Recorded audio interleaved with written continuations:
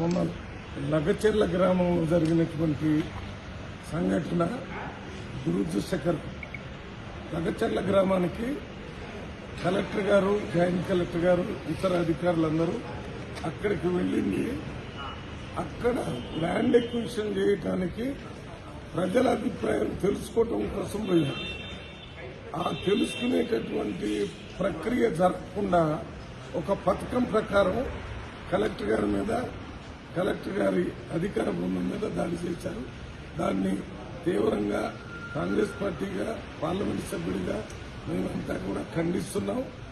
ఖండించడమే కాకుండా ఏ ప్రజాస్వామ్య ప్రభుత్వంలో కూడా ఇటువంటి సంఘటనలు జరగకూడదు.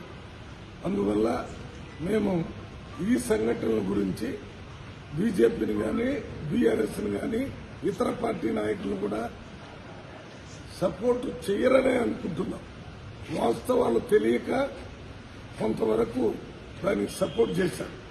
నిజమైన వాస్తవాలు తెలుసుకుని ఆ వాస్తవాలు ప్రజల ముందు పెట్టడానికే మా కోదండ రెడ్డి గారు, chairman agriculture commission, Tricor chairman Belle Naik గారు, నేను మల్లు రవి ఎంపీ, మేము ముగ్గురు సభ్య కమిటీ ఇక్కడికి వచ్చి ఆ రోజు ఏం జరిగిందనే విషయాన్ని కలెక్టర్ గారితో తెలుసుకున్నాం. ఇక్కడ నుంచి మళ్లీ ఆ లగచెర్ల ఇంకా 2 గ్రామాలు ఉన్నాయి. ఆ 2 గ్రామాలు కూడా తిరిగి వాస్తవం ఏంటో, నిజాలేంటో తెలుసుకుని నిజాలను ప్రజల ముందు పెట్టాలనే కార్యక్రమాలు ఇక్కడికి వచ్చాము. నిజాలను ప్రజల ముందు పెట్టాలనే విషయం ముఖ్యమంత్రి గారికి కూడా ఉంది కాబట్టి వారితో కూడా మాట్లాడి ఈ కార్యక్రమానికి రావటం.